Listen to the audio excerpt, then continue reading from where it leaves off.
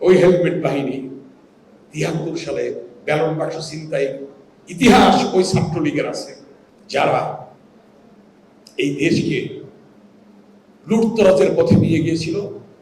হাজার হাজার কোটি টাকা, কালকেও দেখলাম টেলিভিশনে, হাজার হাজার কোটি টাকা, ওই যে সালমান এফ রহমান সহ শেখ হাসিনা ছিল ভাগিদার।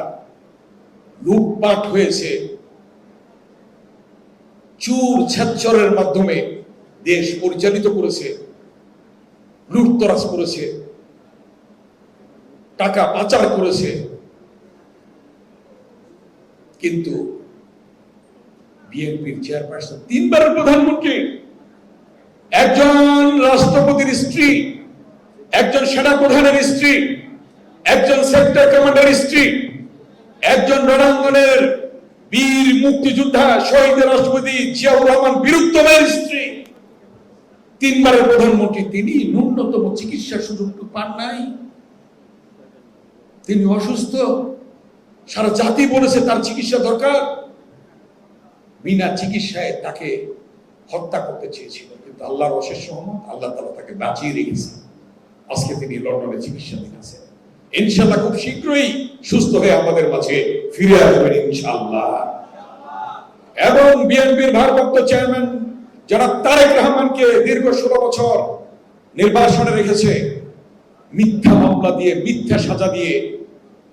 যে ব্যক্তি স্বনির্ভর বাংলাদেশ দেখতে চেয়েছিলেন, যে ব্যক্তি গণতান্ত্রিক বাংলাদেশ দেখতে চেয়েছিলেন, যে ব্যক্তি মাঠে ঘাটে পথে প্রান্তরে গ্রামে গঞ্জে গিয়ে একটি উদ্যোগ, একটু চেষ্টা এনে দেবে সচ্ছলতা, দেশে আসবে স্বনির্ভরতা, এই স্লোগান নিয়ে মাথায় মাতলা নিয়ে গরু ছাগল হাঁস মুরগি ঘাস তরি তরকারি বীজ যিনি গ্রামে গঞ্জে নিজে ছড়িয়ে দিয়েছেন স্বনির্ভর বাংলাদেশের জন্য, যে বাংলাদেশ জিয়াউর রহমান স্বনির্ভর বাংলাদেশের স্বপ্ন দেখেছিলেন, খালেদা জিয়া স্বপ্ন দেখেছিলেন, তারেক রহমান সেই স্বপ্ন দেখেছিলেন, তাকে ষড়যন্ত্রমূলকভাবে নির্বাসনে রেখেছে। ইনশাআল্লাহ যত দ্রুত সম্ভব আমাদের মাঝে ফিরে আসবেন এবং এই বাংলাদেশের নেতৃত্ব দেবেন।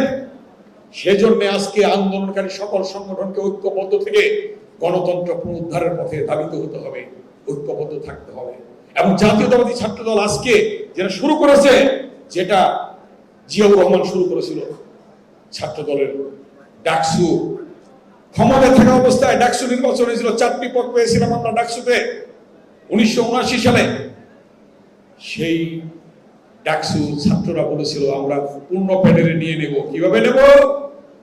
এই ডাকসু 73 সালে শেখ মুজিবের আমলে ঢাকা বিশ্ববিদ্যালয়ে ডাকসু নির্বাচন হয়েছিল, ব্যালট বাক্স ছিনতাই করে ছাত্রলীগ জিততে চেয়েছিল।